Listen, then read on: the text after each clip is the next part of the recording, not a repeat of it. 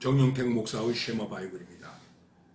우리는 지금 누가복음 4장 1절에서 13절 말씀을 묵상하고 있습니다. 예수님이 시험 받으신 내용인데 그 가운데서 오늘은 5절에서부터 8절 말씀을 보겠습니다.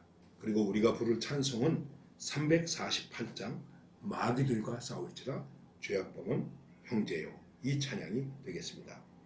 마귀가 또 예수를 이끌고 올라가서 순식간에 천하만국을 보이며 이르되 이 모든 구원이와 그 영광을 내가 네게 주리라. 이것은 내게 넘겨준 것이므로 내가 원하는 자에게 주노라. 그러므로 네가 만일 내게 절하면 다 네 것이 되리라. 예수께서 대답하여 이르시되 기록된 바 주 너의 하나님께 경배하고 다만 그를 섬기라 하였느니라. 오늘 내용은 두 번째 내용입니다. 이 내용 두 번째와 세 번째 내용이 다른 복음서에서는 바뀌어져 있습니다. 두 번째가 지금 여기 누가복음에 나타나 있는 두 번째가 세 번째로 가고 그 세 번째가 두 번째로 오기도 합니다. 근데 누가는 이렇게 이 말씀을 정리했습니다. 자, 지난 시간에도 여러분들에게 그런 말씀을 드렸습니다. 성령에 충만하여 성령에 이끌려 시험을 받게 되었다.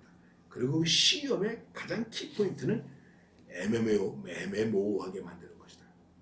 이럴 수도 있고 저럴 수도 있고, 여러분 이게 바로 사입이라는 것입니다.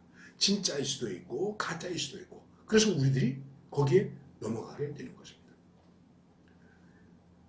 내가 만일 하나님의 아들이었다면, 그러면서 첫 시험이 무엇이냐면 돌들에게 명하여 떡이 되게 하라 하는 것입니다. 돌들에게 명하여 떡이 되게 하라. 여러분, 떡이 되게 하라. 단순히 지금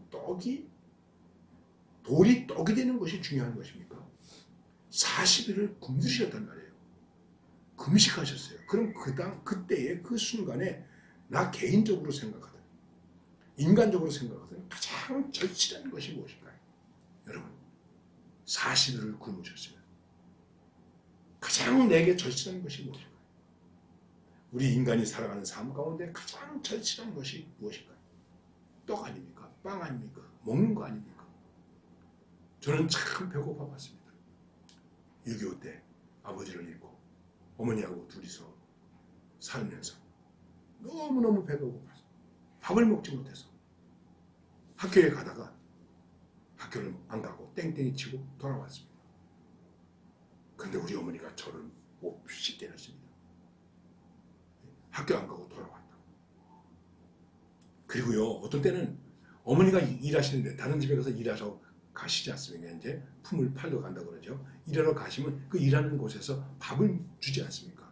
그래서 어머니가 일하는 곳에 가서 옆에서 어슬렁어슬렁 되다가 밥 먹는 때가 되면 가서 이제 어머니가 같이 밥을 나눠줘서 밥을 먹기도 했습니다. 그리고 집에 돌아오면 저녁이 없기 때문에 이제 저녁을 못 먹으니까 그 밥을 그냥 너무 많이 먹어가지고 오히려 배탈이 나고 먹은 것을 또 토하게 되는 이런 경험도 했습니다. 배고프다는 거 모르겠습니다. 요즘도 밥을 굶는 사람들이 있죠. 그래서 밥을 그냥 주는 곳도 많이 있습니다. 무료 급식하는 곳도 많이 있습니다. 이렇게 잘 먹고 잘 사는 시대 속에서 밥을 굶는 사람들이 있다는 거 참 희한한 일입니다. 근데 이게 굉장히 중요한 것입니다. 우리의 삶 속에서 정말 중요한 것이 무엇입니까? 이거를 조금 더 수준 높게 해석한다고 해서 경제의 문제라고 얘기하기도 합니다. 자, 예수님이 이제 하나님 나라의 사역을 하셔야 되는데, 하나님 나라의 사역을 하시면서 해결해야 할 문제가 무엇일까요? 우리가 목회를 합니다. 사역을 합니다. 선교를 합니다. 예수님의 일을 합니다. 그 일 가운데서 우리들이 해결해야 할 가장 그 급선무가 무엇일까요? 배고픔을 해결하는 것, 빈곤을 해결하는 것, 경제 문제를 해결하는 것 아니겠습니까? 자, 어느 나라에서도 대통령 출마를 했는데 그 대통령에게 이렇게 대통령이 말했다는 것이 이 바보야, 문제는 경제야. 대통령이 될 사람이 경제를 잘하면 된다는 거죠. 지금도 그렇습니다. 경제를 잘하면 좋은 대통령이에요. 얼마나 잘했느냐 못했느냐의 문제가 아니에요. 우리가 박정희 대통령에 대해서 긍정적 평가를 하는 것 중에서 가장 중요한 것이 무엇입니까? 가난을 물리치게 했다. 조상 대대로 물려왔던 가난을 물리치게 해주었다 하는 것입니다. 이게 이만큼 중요한 것입니다. 소유, 돈. 그런데 주님께서는 이 문제에 대해서 아니다. 말씀을 가지고 말씀하십니다. 뭐라고 말씀하시냐면은 예수께서 대답하되 하시되 기록된 바 사람이 떡으로만 살 것이 아니라 하였느니라. 마태복음의 말씀에는 사람이 떡으로만 살 것이 아니요 하나님의 입으로부터 나오는 말씀으로 살 것이니라. 우리의 존재의 근원, 생명의 기원이 어디에 있는가? 땅에서 나는 것이 아니라는 것이죠. 하나님께로부터 나는 것, 하늘로부터 나는 것이라는 얘기입니다. 이거를 인정하는 사람이 누가 있습니까? 우리는 다 땅을 근거로 삼고 살고 있습니다. 그러니까 땅에서 나는 것, 땅에서 나는 음식, 양식, 돈, 이 땅에서 생성되는 것을 통해서 우리의 존재의 근원을 삼으려고 하는 것입니다. 예수님은 아니다. 이렇게 말씀하셨습니다. 그러니까 천하 영광을 보여주면서 내 앞에 절하라 하는 것을 말합니다. 예수님께서 말씀하셨죠.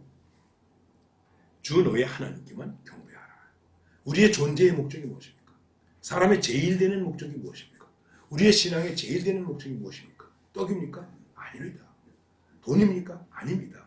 명예입니까? 아닙니다. 권력입니까? 아닙니다. 하나님을 경배하고 다만 그분만을 섬기는 것입니다. 하나님을 영화롭게 하며 그를 영원토록 즐거워하는 것이니라. 이게 우리의 신앙의 첫 단추입니다. 여러분, 이 첫 단추를 잘 끼워야 됩니다.